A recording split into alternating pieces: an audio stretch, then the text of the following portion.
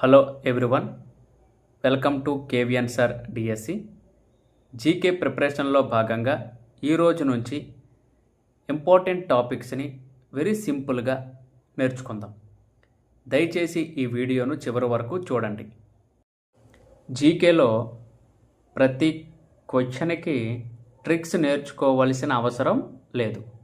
ముందుగా basics strong చేసుకోండి. ఒకసారి చదవండి. గుర్తుండకపోతే రెండోసారి చదవండి. అవసరమైతే మూడవసారి చదవండి. ఎందుకంటే రివిజన్ వల్లే విషయాలు మనకు బాగా గుర్తుంటాయి. ట్రిక్స్ అవసరమైన చోట మాత్రమే ఉపయోగిద్దాం. ముందుగా కాన్సెప్ట్ అర్థం చేసుకోవడం, తర్వాత గుర్తుపెట్టుకోవడం. 23వ ఫీఫా ప్రపంచ కప్ 2026 విన్నర్ స్పెయిన్. రన్నర్ ఎవరంటే అర్జెంటీనా.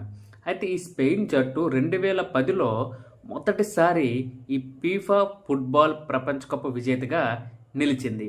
అయితే ఇప్పుడు 2026లో రెండోసారి విజేతగా నిలిచింది. 2026 జూన్ 11 నుంచి జూలై 19 వరకు జరిగిన 23వ ఫీఫా ఫుట్బాల్ టోర్నమెంట్కు అమెరికా, కెనడా, మెక్సికో ఆతిథ్యం ఇచ్చాయి.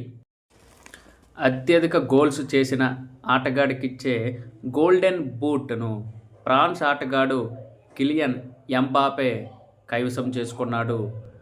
ఉత్తమ ఆటగాడికిచ్చే గోల్డెన్ బాల్ ఈ పురస్కారాన్ని స్పెయిన్ దేశానికి చెందినటువంటి కెప్టెన్ రోడ్రి దక్కించుకున్నాడు.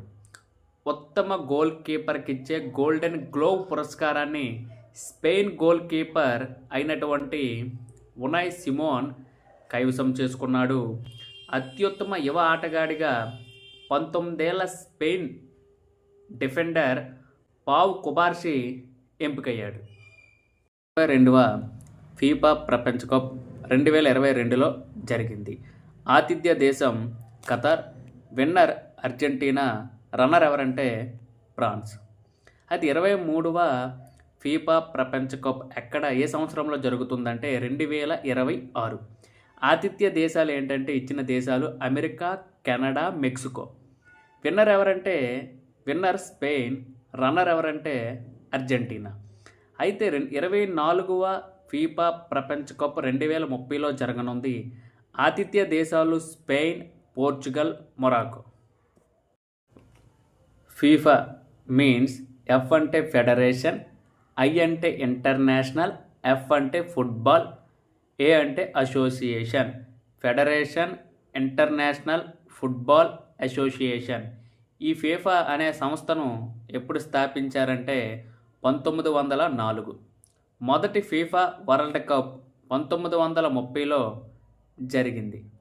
ప్రతి 4 సంవత్సరాలకు ఒకసారి ఈ ఫీఫా వరల్డ్ కప్ జరుగుతుంది. మీ ప్రిపరేషన్కి ఈ వీడియో ఉపయోగపడితే లైక్ చేయండి. టెట్ అండ్ డిఎస్సి కోసం మా ఛానల్ని సబ్స్క్రైబ్ చేయండి. ఎలాంటి యూజ్ఫుల్ వీడియోస్ కోసం మా ఛానల్ని వాచ్ చేస్తూ ఉండండి. Thank you.